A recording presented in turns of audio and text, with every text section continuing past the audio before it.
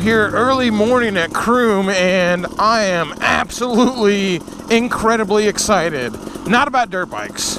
Well, yes, about dirt bikes. I'm always excited to be out in Croom, but man, Harley-Davidson just dropped a bomb. As I'm sitting out here getting ready to put my dirt bike stuff on, I get a text from Lee Stewart himself, and he goes, "Dude, did you see this? Harley-Davidson just announced that they're coming out with not only a sport bike, not only an electric bike, but also an ADV bike. Harley-Davidson is going off-road." And yeah, it looks like it's going to be a big old heavy ADV bike. I mean, it's not going to be a dirt bike, but that is the first step, man. That's the first step. You guys have seen my videos on Indian and how I think Indian needs to get in the dirt game, and you know what? I didn't think Harley-Davidson would be the ones to beat him there. I really did not. But it looks like Harley-Davidson is beating Indian to the dirt. I mean, the flat track racer, it's not really an off-road bike. Yes, it's a dirt track racer, but it's not something that's really meant to go off-road. This ADV bike will be meant to go off-road. I don't think very well off-road, but like I said, it's a start. Obviously, I'm going to have a bunch of talking head vlogs coming out before this video on all these Harley ADV bikes. I'm going to go home and film my my initial thoughts in a little more put together fashion, and not when I'm ripping around the woods on the dirt bike. Gotta get a little Instagram shot for my boys at P-Tech over here. P-Tech are the guys who made my skid plate, and good dudes, really good people. They make an amazing product, but I will tell you, they are not the best at social media. So they actually just started up an Instagram page at my urging. So I'm gonna go ahead and get a little shot here for them.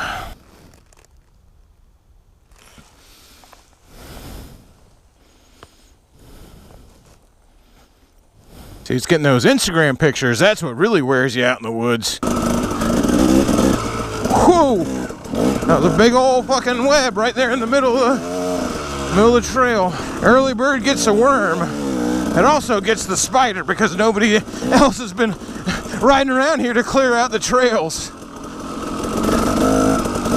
Supposed to be meeting a buddy up here. Goes by the name of Thumb Gas. I'm just kind of dicking around waiting for him to get here. He's training for the upcoming FTR season as well, so we're gonna come out here and put a little bit of a hurting on him today. Well, as much as a hurting as I can put on him anyway. This is actually my first time meeting up with Mr. Thumb Gas, so I actually have no idea what his skill level is. It's one of those things with dirt bikes where I just usually automatically assume everybody is better than I am at dirt bikes. I don't know. I have no idea. I guess we're about to find out.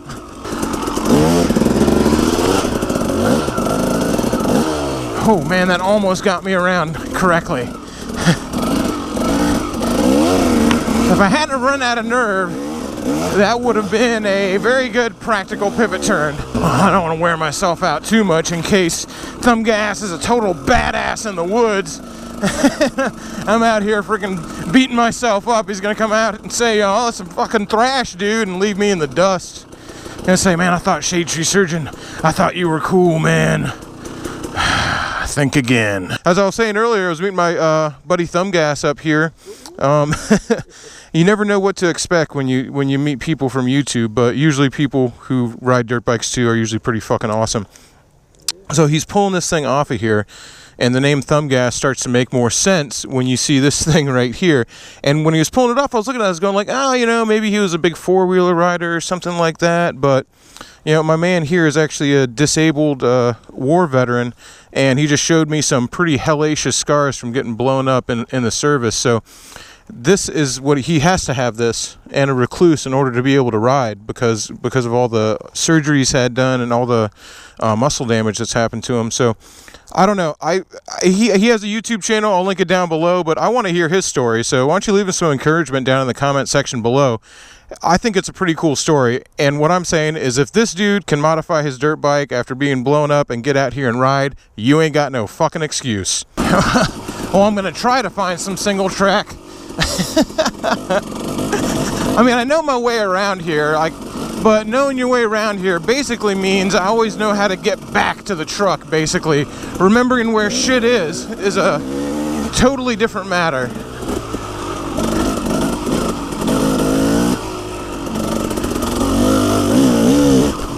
Getting them ready for the FTR races does require going on a little bit of this double track because most of the races you do share a portion of the racetrack with the four-wheelers. Oh, you gotta be ready for this shit.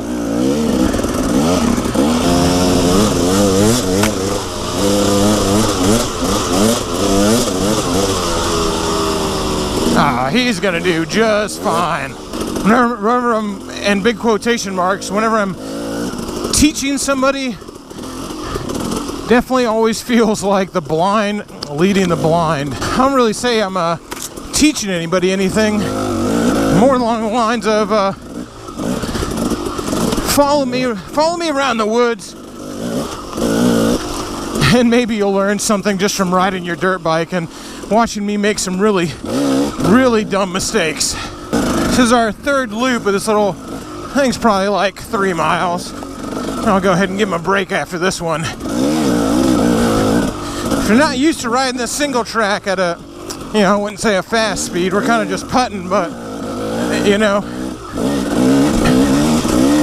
if you're not used to riding it, it can definitely beat you up. As it is, since I'm kind of taking it easy, I am trying to stand up some more in this stuff. Places where I ought to be, especially this kind of weaving little single track through the trees. Good place to practice standing up. Good time to practice standing up when we're not fucking balls to the wall.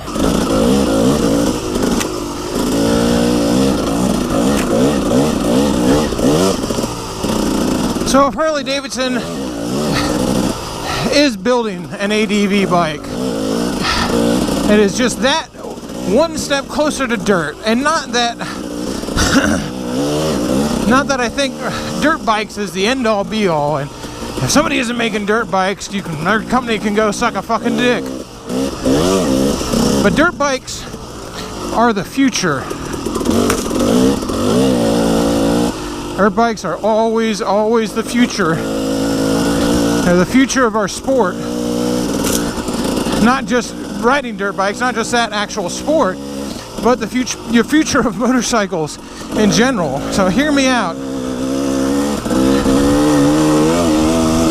I've said this before, but how do you get a kid into motorcycles? How do you get a little kid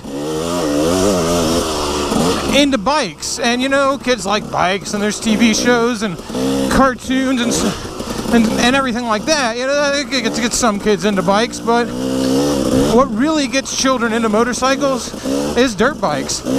How else are you going to put a 6-year-old on a motorcycle? How are you going to make sure that same 6-year-old is a rider for life? It's by riding dirt bikes, which is a family sport. It's these FTR races and motocross and everything like that. The amount of children that you see out of these events is insane. My buddy here I'm riding with today has 3 kids, and they're all into dirt bikes. And how much do you want to bet that those kids are going to grow up and they're going to ride motorcycles? Guess what?